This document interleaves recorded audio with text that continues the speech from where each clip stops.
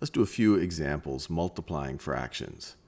So let's multiply -7 times 3 over 49. So you might say, well, I don't see a fraction here. This looks like an integer. But you just have to remind yourself that the -7 can be rewritten as -7 over 1 times 3 over 49. Now we can multiply the numerators. So the numerator is going to be -7 times 3, and the denominator is going to be 1 times 49. 1 times 49, and this is going to be equal to 7 times 3 is 21, and I have a negative, and one of their signs is negative. So a negative times a positive is going to be a negative, so this is going to be -21. You could view this as -7 plus -7 plus -7, and that's going to be over 49. And this is the correct value, but we can simplify it more because 21 and 49 both share 7 as a factor. That's their greatest common factor. So let's divide both the numerator and the denominator by 7. Divide the numerator and the denominator by 7. And so this gets us -3 in the numerator, and in the denominator we have 7. So we could view it as -3 over 7, or you could even view it as -3/7. Let's do another one. Let's take 5/9 times, I'll switch colors more in this one. That was a little monotonous going all red there. 5/9 times 3 over 15. So this is going to be equal to, we multiplied the numerators. So it's going to be 5 times 3 in the numerator. And the denominator is going to be 9 times 15. 9 times 15. 9 times 15. We could multiply them out, but just leaving it like this, you see that there's already common factors in the numerator and the denominator.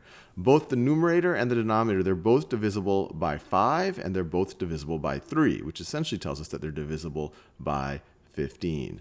So we can divide the numerator and the denominator by 15. So divide the numerator by 15, which is just like dividing by 5 and then dividing by 3. So we'll just divide by 15, divide by 15. And this is going to be equal to, well, 5 times 3 is 15. Divided by 15, you get 1 in the numerator. And in the denominator, 9 times 15 divided by 15, well, that's just going to be 9. So it's equal to 1/9. Let's do another one.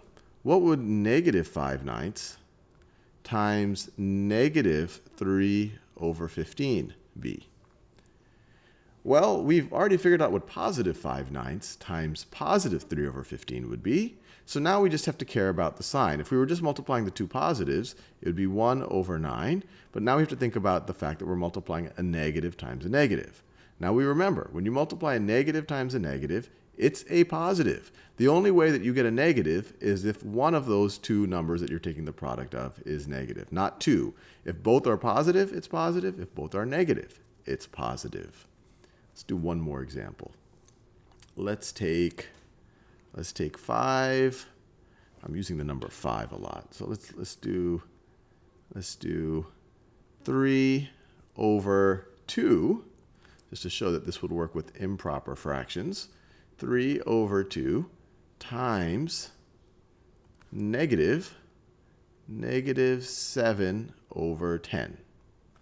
-7 over 10. I'm arbitrarily picking colors. And so our numerator is going to be 3 times -7. 3 times -7. And our denominator is going to be 2 times 10. 2 times 10. 2 times 10.